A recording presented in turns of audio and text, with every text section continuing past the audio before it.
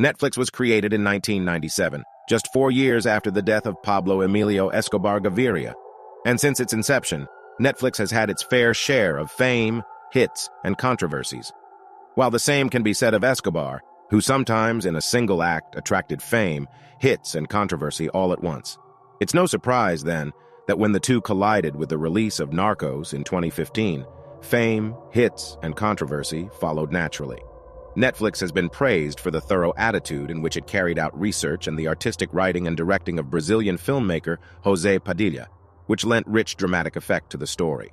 However, in a story as political as this, there can be no such thing as perfect, and sometimes the devil might actually be in the details. Messing with it now, hiding might be a strong word. But this video seeks to expose other aspects of the story that you didn't know. Aspects like the behind-the-scenes, the over-dramatized truths, the cartels, and the surviving Escobar side of the story, and more. If you haven't seen the show, this video is full of spoilers. Beyond the spoilers, these are 10 things Netflix is hiding about Don Pablo Escobar, Medellin cartel leader, the first narco-terrorist, and the richest criminal of all time. Number 10. Narcos' original plan. The story goes that Netflix had originally planned for this story to be a full-length feature film, not a TV show. However, when they began digging up evidence and research on the King of Coke, they were certain that a single movie wouldn't cut it. They uncovered several stories about the origins of his wealth, starting from the man named Cockroach and his life before smuggling, which involved stealing gravestones. All these, coupled with the information of personal experiences that DEA agents Steve Murphy and Javier Pina brought to the table, showed the producers that they knew nothing about Escobar. Thus, Narcos was born. Writing for Vox, Bernardo Aparicio Garcia, who grew up in Escobars around Colombia, appreciates the thoroughness of the show extensively. Among others, he cited the correct depiction of ethnic diversity and tinier details, like miniature facades of colonial village houses hanging on the walls of Pablo's mother's home. Number 9. Escobar's recordings. One reason why the show was so detailed was because of these recordings. Pablo Escobar was a big believer in keeping records of events, and this included videoing events in his haciendas as they occurred. With this, they were able to create a pretty fair construct of the type of conversations, fashion, and activities in the daily life of Escobar and the people around him. In the movie, however, Escobar is mostly sitting around, brooding and looking into space while thinking of how to make the next big move in his wars with his own government. The truth is a bit different, as Escobar contributed significantly to the production of the show. In fact, it's clear that the Medellin cartel was a fan of the media, as some of his recordings are inserted in the show, displaying the activities within his haciendas. On top of that, he was someone willing to buy or kidnap news reporters to tell his story. One thing's for sure, Pablo would have loved Twitter. Number 8. Family opinion. Of course, you had to know this was coming, and it's quite important too because you have to wonder how much of the story and how much of Pablo's interaction with his family was accurate. And how did the Escobars feel about it? To answer your question, Pablo's brother was infuriated with the show. And if you watch the show, you're probably now wondering, where was Escobar's brother all the while? In the show, Roberto Escobar was not only Pablo's brother, he was also the cartel's accountant up until he was arrested when Pablo died. So believe me when I tell you, Roberto was not happy when the show depicted another accountant called Blackbeard being arrested and then snitching against the cartel to officials. In response, he requested compensation of $1 billion from the streaming giant for depicting his and his brother's image without any consultation from him or other family members. This was just the first season, so he also offered to look through the second season for inaccuracies before it aired. We're not sure that went his way. Meanwhile, other family members have also contested the portrayal of Pablo in the Palace of Justice siege, as well as the manner of his death, but we'll get to that soon. Number 7. Pablo Escobar's gruesomeness. Watching the show, you already kind of get the idea that Pablo Escobar was one of the most terrifying men to walk the earth. Speaking in Lithuania for Logan conferences, Agent Steve Murphy explains how, before Escobar, law enforcement was not familiar with narco-terrorism. Narco-terrorism is involved. The use of violence to influence government policies against narcotic laws, according to Murphy. Pablo Escobar was the first narco-terrorist. And to be fair, his terrorist activities are well documented in the show. What's also depicted is the fact that Escobar found it quite easy to order the killing of others. However, his personal dealings with people seem to be a bit benign, never resulting in anything deadly, well, except the undeniable instances like the killings of Moncada and Galeano. Other than that, in his personal space, Pablo is mostly shown as a troubled man with a romantic relationship with his wife and kids.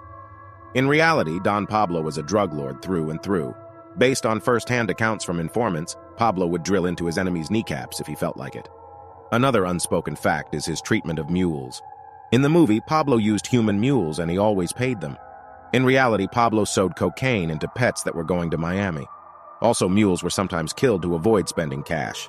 This from the 7th richest man in the world at the time. One time, an informant for agents Murphy and Pena was a waiter at one of Pablo's parties. The informant recounts that another waiter was caught pilfering silverware. Pablo was told of this, and he decided to duct tape the person's hands and throw them into the pool created by the Paisa Robin Hood, and ended up drowning as entertainment for the guests present at the party. Another instance that we know of is the fact that Escobar killed every single architect who built any of his hundreds of houses.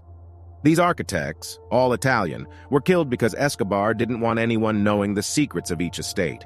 Even with the killings of childhood friends Moncada and Galeano, it was said that Escobar sent the fingers of the men to their family members. All these make you wonder the true extent of his cruelty, not portrayed in Narcos. According to Bernardo Aparicio Garcia, the show largely glosses over his gratuitous cruelty. Number 6. M19's true nature. This is the aspect of Narcos that most experts will have disagreements with. M19 was one of the largest guerrilla groups in Colombia. Their ideologies included left-wing nationalism, Bolivarianism, revolutionary socialism, and co-theory inspired by Marxist revolutionary Che Guevara. In the show, M19 is portrayed as a bunch of naive idealists who didn't know the first thing about guerrilla warfare and was led by an ex-college professor who also didn't know anything about guerrilla warfare. That, my friends, is a dramatic misrepresentation of the facts. M19 had one of the most feared presences in Colombia. Leonardo Aparicio Garcia details how his aunt had barely escaped the Palace of Justice attack. He sums up the story by saying, "It was not only my family in Cali who came close to dying at their hands. They were truly powerful, and they knew how to strike fear." Also, Ivan Marino Ospina, or Ivan the Terrible, was an experienced guerrilla leader, as opposed to his depiction as Ivan Torres in the show. Before becoming leader of M19, Ivan Marino Ospina had already fought in Venezuela, gotten arrested and tortured to the point of almost committing suicide, only to escape 6 months later while disguising as an army major. He was called Ivan the Terrible because he always did things the less diplomatic way, and so he was grossly depicted in the show. It is thought unlikely that Ivan was killed by Pablo, and some even say that he may not have gifted Escobar the famous sword of Bolivar. Number 5. Pablo's relationship with his family. Seeing as the family of the man was not consulted, despite being an integral part of the movie, it's only natural that their interactions with Pablo were imaginative, and that's a dangerous way to tell a story, especially if you already have preconceived notions. Perhaps no other relationship was more misconstrued than Pablo Escobar's relationship with his son Juan Pablo, now known as Sebastian Marican. Sebastian is now free from the drug trade business, and he often talks about his experiences as the son of the biggest drug trafficker in several interviews. In these interviews, he explains how his father loved him very much, while also balancing the picture with the effects of his violent activities, once saying, "Well, I learned so much about violence that I became a man of peace." You know, Sebastian says that his father taught him about all the drugs, saying that marijuana was Pablo's favorite. He should consult him if he ever decided to try any drug. Perhaps this education helped, or it was the memory of a relative who had suffered from the effects of drug abuse, but Sebastian has never felt the pressure to take drugs. One crucial component of Sebastian's interview is the fact that he recounts he and his mom begging Don Pablo to stop his incursions on Colombia, most notably after the bombing that left his sister Manuela forever deaf in one ear. Their pleas, of course, fell on deaf ears, and Juan Pablo says that this was also a part of his father's nature of being a bad loser. He cited examples where he would cheat even his kids when they played games like Monopoly, simply because he wanted to win. Juan Pablo is portrayed as being very young and naive in the show, even when Pablo calls him minutes before his death. But in real life, Juan Pablo was already 16 by the time his father died, and he has a radically different account of Don Pablo's death than what is in the show. We'll get there soon. Number 4. Secrets of La Catedral. In the show, Escobar's 5-star prison is revealed as being luxurious with a lot of the drug lord's personal items, but it doesn't reveal everything. Remember the recordings we talked about earlier? Well, there was even more Escobar content hidden in La Catedral. In the movie, Escobar leaves behind a large book with pictures in it. However, in Agent Murphy and Peña's book, Manhunters, How We Took Down Pablo Escobar, they explain. In his adjoining office, we found a film canister in the trash. When we had the film developed, we found pictures of Escobar, which we turned into wanted posters. Peña adds that he had every wanted poster that had ever been issued against him in Colombia and just about every article that had appeared about him in his files. He also kept threatening notes from his enemies, carefully arranged. Escobar was very neat, and this was evident in the bathrooms of La Catedral, which Peña describes as curiously sparkling with 3-inch walls. But perhaps the most shocking discoveries were the letters from mothers offering their daughters to Pablo for sex, the lace negligés, and several vibrators and sex toys neatly arranged in a closet. One interesting detail in their book, however, is the fact that Peña slept in Escobar's bed. He recounts that he couldn't find sleep in the bed, tossing and turning all through the night. Number 3. Carlos Leder's influence. Carlos Leder was the son of Klaus Wilhelm Leder, a German who had left his country to Colombia, changed his name to Guillermo Leder, and married a Colombian called Helena Rivas.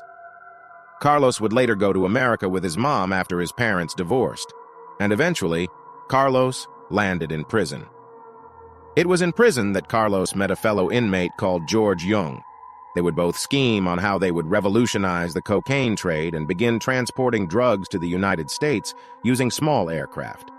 Therefore, Leder had already begun the business even before he met Pablo Escobar, and was even integral to Escobar becoming as wealthy as he became. Leder himself would become a billionaire and even offered to pay Colombia's external debt twice, one of which was his plan to escape extradition. Unlike on the show, where Leder was just a knucklehead who was told to shut up in meetings and outed himself regularly on national radio, the depiction of his story and fall from grace was far from comprehensive. Number 2. Escobar's suicide. If you know anything about Pablo Escobar's story, suicide must be a very strange word to be associated with his death. But pay close attention, and we'll see where this takes us. Pablo Escobar killing himself is a claim made by close family members like his brothers, and most importantly, his son Juan Pablo.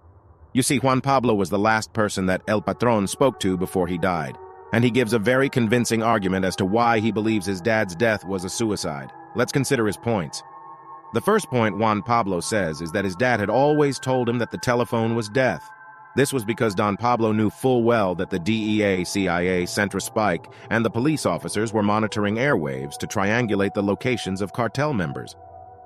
Pablo Escobar always spent very little time on the phone and ordered his son to always stay away from using it. The second point is that Escobar's family had just been rejected from Germany and were then forced to lodge in a Colombian hotel owned by the armed forces. This indicates that Escobar's family was never going to be safe wherever they went, and that the hotel phone lines were surely tapped. Pablo must have known these facts. The third point is the fact that Pablo had taught his son how to commit suicide in case they got captured.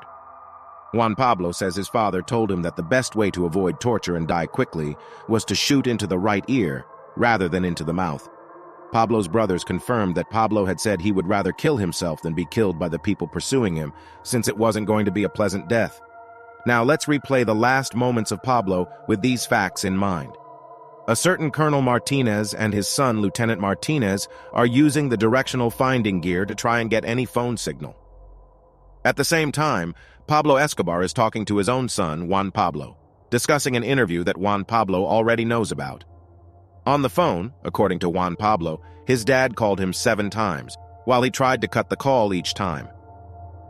He recounts complaining to his dad that this was dangerous as their phone was likely tapped, and he already knew about the topic being discussed. Juan Pablo understands that his dad is trying to save them from being interrogated by giving up himself while on the phone. Lieutenant Martinez is holding an antenna from the vehicle and suddenly sights the King of Coke looking back at him. After the police had gathered enough forces, they stormed the house, and only then does Pablo drop the call, saying, "Something strange is happening here. I'll call you back." The shooting ensues. His bodyguard, Limon, is killed, and Pablo is shot on the roof multiple times before his body goes limp. On inspection, a bullet wound is found on Pablo's head. Guess where? That's right, the right ear. Personally, I find it curious that he was found and killed exactly a day after his birthday, almost like someone wanted to have a last supper, a last proper laugh. Number 1, Wagner Moura's pro-drug stance. Wagner played the role of Pablo Escobar in Narcos to perfection. The Brazilian actor was applauded for the role and is so synonymous with Escobar that his pictures show up on a Google search with the drug lord's name. However, they have even more in common. Moura believes that drugs like cocaine should be legalized, and following the experience of living out Escobar, he takes that even more seriously.